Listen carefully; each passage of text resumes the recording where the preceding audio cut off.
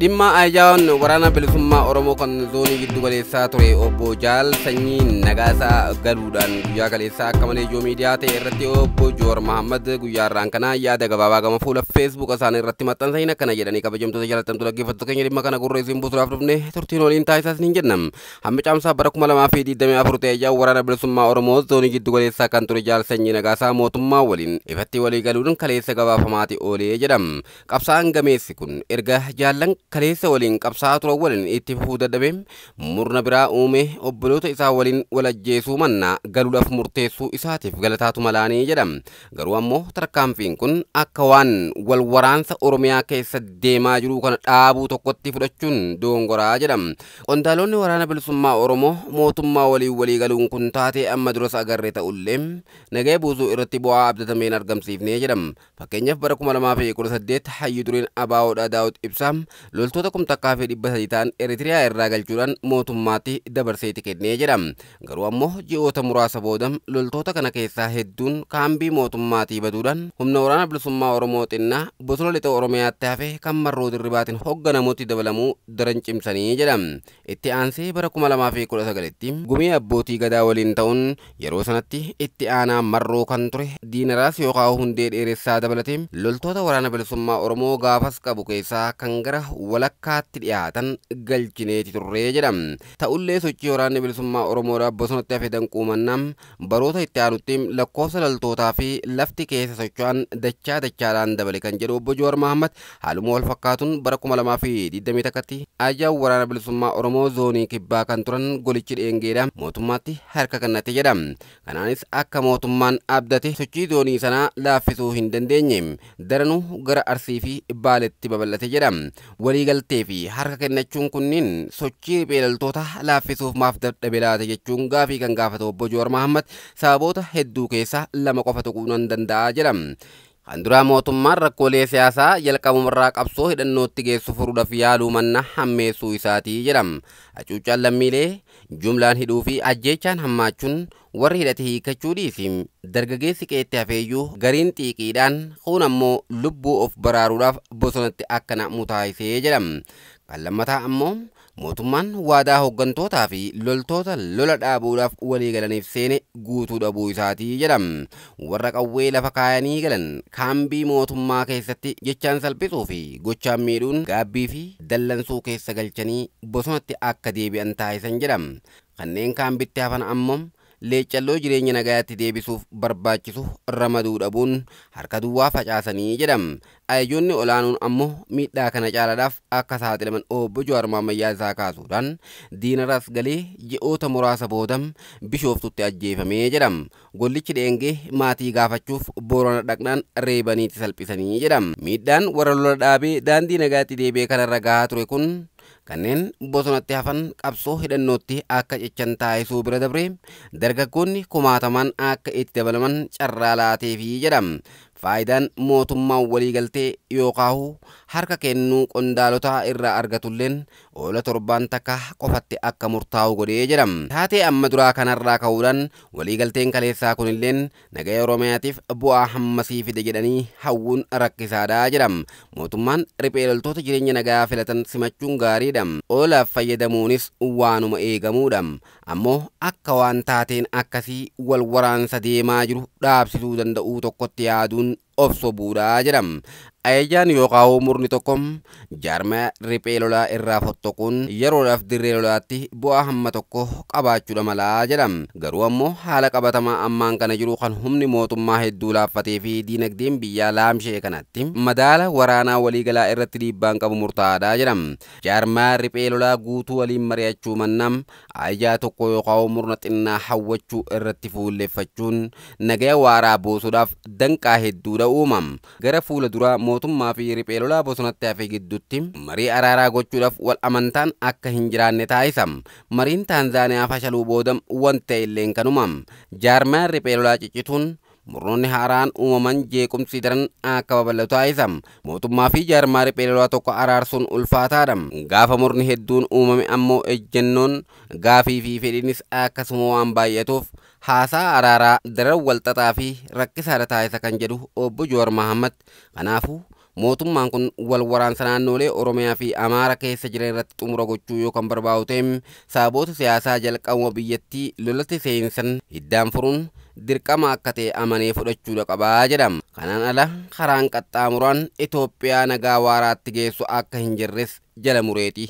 Obbo Jawaar Mohaammed yaada isaa gabaabaa kana gama fuula Facebook isaarratti maxxansee himam. Kabajamtoota jaallatamtoota dhaggeeffattoota keenya dhimmi jaal sanyiitii wajjin wal qabatee guyyaa kaleessa ijoo miidiyaa hawaasummaatii fi ijoo miidiyaa uummata Oromoo guutuudhaaf ta'e kun akka malee yeroo ammaan kana irraa dubbatamaatiin jira. Waliigalteen har'a taasifame kun injifannoo olaanaadha. Ni furama yoo ta'e karaa nagaa haa furamu. Miidhama yoo ta'e immoo ani itti haa miidhamu. Hiikoonsaa hiikoo olaanaadha. Seenaa uummata Oromoo keessattis bara baraaf dubbatamaa jiraata. Kanaaf warri har'a kana murteeffatanii dhuftan dhugaatti isin gootota keenya baay'ee isin kabajnaa baay'ee isin ulfeessinaa baga nagaan dhuftan isin.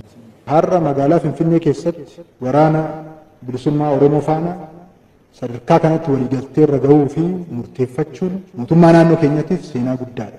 Mootummaan naannoo keenyaa uummata keenya tajaajilee uummata keenya fedhii sa'aatiif boqonnaan ittaanu Oromoon diinota isaa bu'uuraa ofirraa qorachaa qeesaa misoomsu. Kan na fide yoo jiraate rakkoo gidiraa uummanni Oromoo guyyaadhaa gara guyyaatti dhadhamaa jiru imimmaan haadha hiyyeessaa imimmaan xiqqaa guddaaf uummanni Oromoo ta'ee biyya isaa irratti dhalatee jiruuf jireenya dhabuu mitiitiin nama ta'ee jiraachuun waan argitee mallattoo gaaffii keessa nama galchuu fi uummanni Oromoo inni qaamaan nu argu nu argee rakkoo isaa nutti taasa. Ka qaamaan nu argine namoonni hundumtuu akka beektan dhiirri otoo nafiin dubartiin otoo nafiin jaarsi otoo nafiin jaartiin otoo hin nafiin collee luugamee qotiyyoo camadee gaammee baasee akka aadaatti waan biraan gaafannee garaagarummaa siyaasaa qabdu qabaachuu dandeessu nuuf jedhaati waaqaaf jedha lafaaf jedha rabbiif jedhaati dubartiin armaaf jedhiiti gudeeda kootiif jedhiiti rakkoo qabdan qawweeni miti karaa siyaasaa qawweeni miti wal bira taa'aati furadhaa jechi jedhu suni nama beekuuf imaana guddaa imaana guddaa.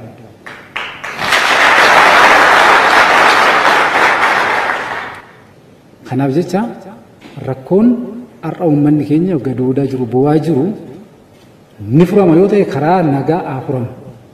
Miidhama yoo ta'e immoo ani itti haa miidhamu. Jaal Sanyii Nagaasaa hedduu galatoomi gaa ni furama yoo ta'e ani itti ni furama yoo ta'e sababa qiyyaatiin haa furamu. Hin furamu yoo ta'e immoo ani itti haa hidhamuu jette. Hidhamuun umaatii miti. Garuu lubbuma san ta'etu sodaate uummanni Oromoodhaa lubbuu san ta'e sodaate maaliif jennaan kana durallee taateen akka kanaa kun tahuu barreeffama Obbo Jawaar Mohaammed ammaan kana kan isin dubbite kana keessaa dhageessanii jirtanii wanni kana dura tattee ayyoonni waraanaa kan harka lafa jalaatiin gaggalee akkasuma immoo waraanni bilisummaa Oromoodha kan harka lafa jalaatiin gaggalee meeqaatamtu achi buuteen isaanii dhabama ta'anii gaafiin jettu uummata Oromoo baay'ee biraa yeroo ammaan kanaa ka'aatiin jeshanni. Bilisummaa tamtu uummata keenyaaf dhufee karaa nagaa kamtu argamee karaa nagaatti deebitee galtee rakkoo siifi marroo gidduu jirtu yoo jiraatte maaliif qophatti hin furatin waan jiru uummanni Oromoodha silaa obsaan furatte waan jiru uummanni Oromoodha irra deebi'ee gaafii si haasaatiin jira kabajamtoota jaallatamtoota dhaggeeffattoota keenya haa ta'u gaa shanniin galee jira shanni nuti waan biraa siin jennu ilma Oromooti qabsaa Oromooti gameessa Oromooti Oromoodhaaf jecha gaara keessa bulte. Waan fedhellee osoo taate Oromoodhaaf gabbaatee ala turte haa ta'u garuu qabsoon ati ala turteef uummanni ati ala turteef uummanni ati isaaf jecha roobaa fi caama keessa deemaa turteef sun nagaa argachaa hin jiru rakkoon isaa rakkoo gubbaadhaan itti dabalamtee yeroo ammaan kana daran bo'aate kan jiru argaati jirta haa ta'u galte rakkoon kun ammatti waan furamu natti hin fakkaatu rakkoon hundeedhaan furamuu yoo kan barbaachisu ta'e Obbo Jawaar Mohaammed gattaa'ee qaama guutuu wajjin mari'achuu danda'uudha qaba. Jaarmaa waraana bilisummaa Oromootis ta'e jaarmaa birarraa hanga tokko fottoffatee galfataa oolaa fi waan takka takkaaf yoo taate malee watakkallee akka hin fayyadne obbo Jawaar Mohaammed jala muree himeeti jira jechuudha. Kabajamtoota jaalatamtoota dhaggeeffattoota keenya kanaafu uummanni Oromoodhaa ammallee taanan nageenyi isaa argachuudhaaf dirqama mootummaan kun waraana bilisummaa Oromootis ta'ee qaama isaan mormu gattaa'ee wajjin mari'achuu danda'uudha qaba. Xiqqoon irraa fottusee galchuun rakkoo gubbaan rakkoo biraa dabaluu akka taate Jawaar Mohaammed jala muree himeetiin jira. Mee haasaa kaabutaa kakaleessa irraa muree hambisa kana dhaggeeffadhaa. Kanaafuu dagartee jimarra teessee marroo arrabsuun farshoorra teessee marroo arrabsuun biyya alaa tana dhaabbachuu qaba. Warri akkasii ergamtoota PP ta'uu uummanni Oromoo irra gahuu qaba. Irra gahuu qaba biyya alaati. Warri biyya keessaa hoo aabaa galchitanii hayyeegaa manni barnootaa nuu banamuu qaba. Karaa nuu banamuu qaba. Gibirri gidiraa gartee waraanaa jecha samiin humna hidhan kun nurraa gad deebi'uu qaba. Uummanni bar gibiraan gidirfamaa dhiiga buuhaa jira. Dhiiga buuhaa jira bara Oromoo. Kana hunda inni maaliif godha baay'ata addunyaan dhorkattee waan jirtuuf jecha gartee baay'ata baasee milisha jettamu. Gaachana sirnaa jettamu. Buusii jettamu. Tagoo buusii gobsa gonofa. Si kana jettamu kana walit diriirseeti gartee ummata zarafu jira jechuudha. Maaliif nageenya dhabame kana keessa inni ummata sirri zarafu jira jechuudha. Mana namaa diigu, mana miskiinaa diigu. Ummata gartee shoorartee sun terrorize godhuudha. Ummanni waan godhuu fi waan dhiisu wallaalee maraachaa jira jechuudha. Saniifu kana hundaaf eega ABO wajji mari'ate. Eega ABO galchite. Eega hooggantoota ABO galchite nagee harkachuu qabna jettanii gaafii kaasuu qabdanii jechuudha.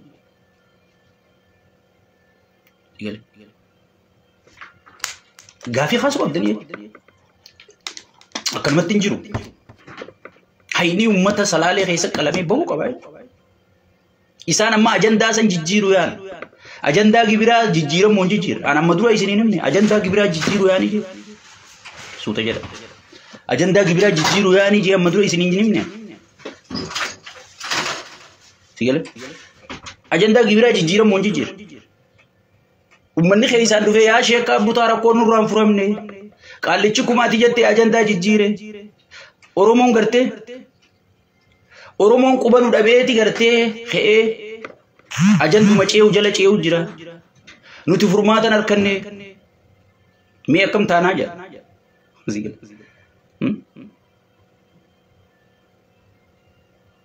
inni ajandaa jijjiiruuf kana hunda godha. Gurbaa amma dura gartee dhaabni inni dhaaba kanaa hoogganaa bara dhaaba ABO kanaa hoogganaa galee jiraa jee marroon gabbee nutti hime. Gurbaa galee wanni dhoo'isanii isaan ittiin naggaduu barbaadaniif ajandaa akkanaa kanaan eeggachuu jiranii. So Oromoon ajandaan dhumaatii, ajandaan buqqaatii, ajandaan gudeedamuu kagartee manni barnootaa sigalee 5,500 fi meeqaa kun cufame jettee imbaasiin Ameerikaa hundi ibsa baasu kana hunda ajandaa kanaan jijjiiruu yaadu. Isaan amma gana uummanni gartee gaafii nukkaasaa kunoo ABO wajji mari'anne kunoo ABO galchine kunoo miitirkishoo galchine waggaa meeqa kanaanii olola uffachuu barbaadanii. So kana uummanni Oromoo itti dhiisuun qabu jechuu sabni keenya dura dammaquu qaba. Itti aansuudhaan warri ABO'n bosonatti haftee ta'a. Shawaa keessa sosoota sochii isin gootanii murteessaa jechuudha. Yoo egaa sanyiin galee janna shawaa keessaa lolli qabbanaa'ee namni nagaa harkatee wanta ta'e haala wasaala dhugumaan inni biyya girgireessaa ture jechuudha. Sochii isin ganaa fuuldura godhuu teessanii murteessaa jechuudha. Isinis gana gaafiin imalli karaa Finfinnee isinitti qabu shakkiin qabu jechuudha. Sheekaa butaa hundarra. Miseensa keessan ta'uu baadhu deeggaraa keessan ta'uu baadhu akka uummata Oromootti uummatni lollaaf jettan san keessaa sheekaa butaa nama tokko jechuudha. Sigale gaafii isin kaasuu waan afaan qabne jechuudha. Waan afaan qabne jechuudha. Imalli gara Finfinnee isa gahe duraan sanyiin nu dhorkeettanii dhuguma dubbiin dhuguma. Sogooma dhugaati. Lillaahuma dhugaati. So amma inni isin irraa futeemi dirreen tana dirri kanaa jette. Sigale amma gaa eenyu akka gati sin dhoofu waliin eenyaa jechuudha. Saniifu uummanni Oromoo gabaabdutti walii qabatti wanni isin shawwadamuu hin qabu. Burjaajii PP'n ooftuun hin shawwadamin yaa sababa. واتك ندقي فر بارتين تون بارتيتي أن سرتين بيخ والله بلدك الناس سرتين بيخ أنغو إسي ملي وان سبون ما جامو حاجة تك سبون ما وني جامو وان كان خيسن جرو ورا سبون ما كم ورا سبون ما نتدقيم ورا دانغان أروميا ما سرب مجو ورا أماري أرومو دفي ما ميدجو هند إفكيسا مي تشيمي تشيرتي باستي جرتي ورا مالتون أنغه أنتيا نيادي إلمان كي يقود دفنان إمسانيتي جو قفق آلي چانغو رو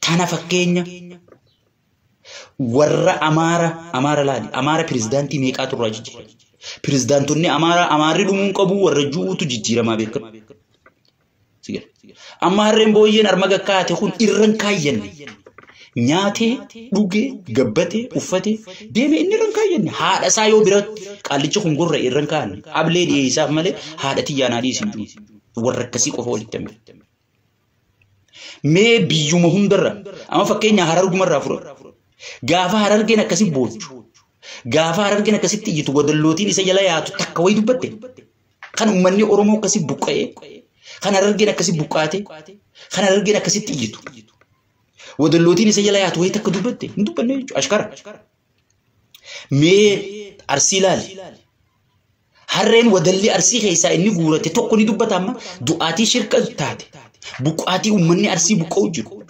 غوبتين سغرتي أمني أرسي قبيني أرسي بربداو جرو ودلوتين تون تمنزرا في الرغورتي ياتو تون ندبتي تك أشكرا جيجو ندبت مال نودي بيت أكي راخاس ورجو ولا غرق أمتا بيكم سان الدنيا را توقفات هي بجو إثيوبيا ديسي أفريقيا ديسي مي دابتو ما الدنيا تناخن نمي ولا غاخيسنو جنل ناهم أمتا كسي بيكمسن أمتا كسي براتوسن بروم سرا شوفاني بروم سرا ودلوتي حرين ولا غخيسا اولياتين ميچخنا تجاجل تكني دوبت مسانيت شوافر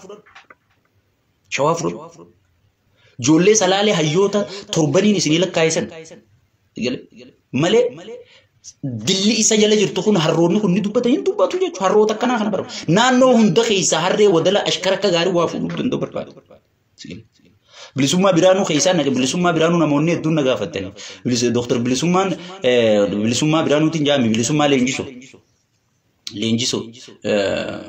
بيرانو لينجيسو سوري بيرانو لينجيسو دكتور بيرانو لينجيسو مالي فين خيسان نجاني بيتني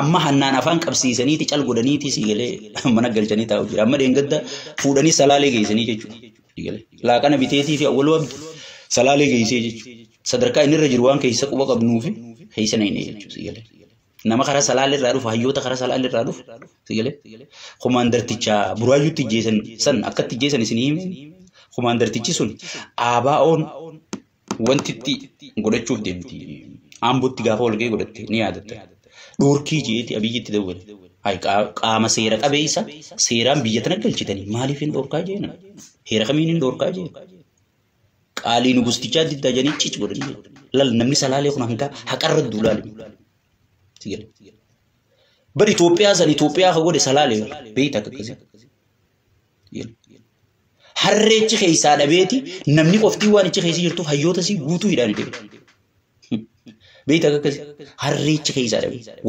wadala fe'atee deemu ashkara biyya san keessaa dhabeeti guutuu uummataa fuudhee hidhaan deemu hawaasa tokko bar dhabamsiisuudhaaf hayyuu isaa irraa fuuna amma warri aanan beeytan aanan mataa irraa qinyaadhaa qusiin jedhanii bar akka loon jalaa fidanitti bar fuudhanii sittiin kennanii بو متار راجع نيارا مالي فيني تتوجه متار راجع جاني بودر رسيل متاسن الرافونان أمته غوتو خنو مكم قلو جرا سلالة غوتو يجيسي ستنجرو مالي ورا أخي ورا قرتي خلتي كبسي سخنا درافونان ومني خلتي إنيو كبسي ساي أمته يجون غلانا خنا قرتي سيتو خرا خنا أكتة أوفامي غلانا درو هايو جتون أكسيت قرتي خرا سراراتي ومني كسيت وان هايون قولي خنا خيسة ديما هايو خرا سرارو خنا الرافونان ومني فايدان كبوجي تايتو مناجي خرج جراي أما سلا تاين توكيتشو زوالي جراتي خلتي أكون كبسيس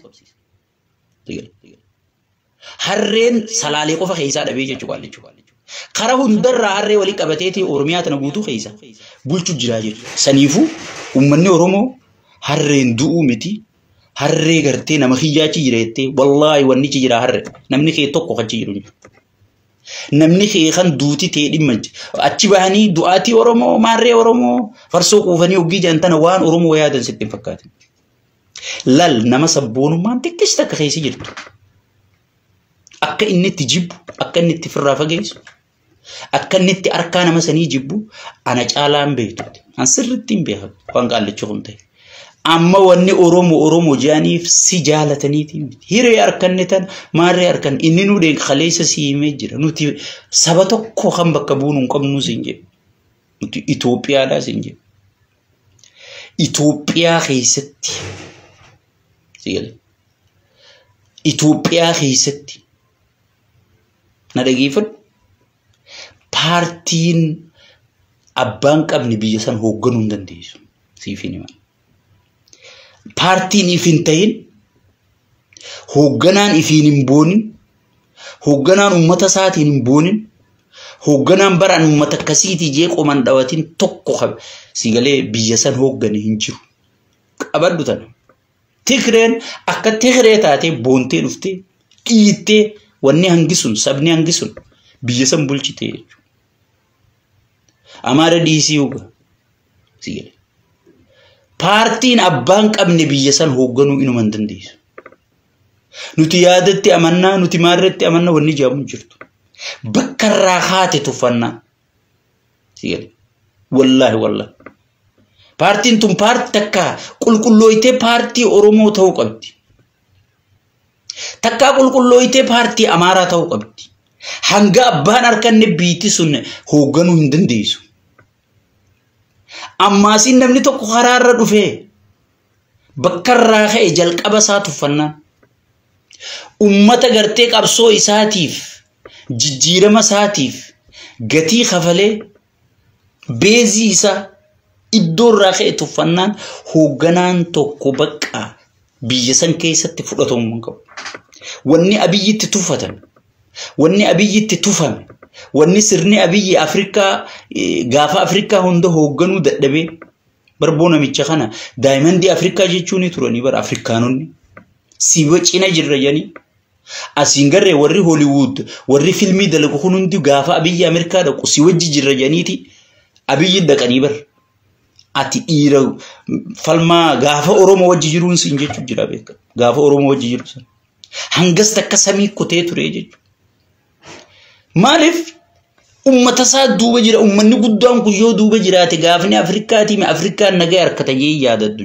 inni an ummatuma kanaa hun beekuu jeesi ummatuma kanaa huganee jechuudha ummata ilmaan isaa gabbaree igale isaa gartee Ameerikaa dhufee taaskii oofuudha laayiseen hayyamaa fudhatee biyya deebisanii bar taaskii abbaa duulaa juusan yaa abbaa duulaa sun maaluma ta'e jaarsi bargaan manguddoon irra guddoon manguddoo Oromootun afaan qabri seenaa fi balleessi dhiyoo tana diyaaspooraan siyaasaan beeku taaskii oofaa nama takka siyaasaan beekne taa'e diyaaspooraan barka as taa'e OMN jaare wayyaanee buqqise diyaaspoora bar ka isinuu harree wayyaanee bilisa baase diyaaspoora bar igale hay namni beekumsa hin qabne bara obbo abbaa duula namni beekumsa hin qabne kamin nagaa isin dhorkuu danda'a wallaalaan kamin nagaa isin dhorkuu danda'a namni siyaasaan beekne kamin nagaa isin isi warri siyaasaa beeku maaliif waa wallaalaan kun haasa'u beekumsa keessan hin furmaatatti kennitanii maaliif nagaa uummataan kennin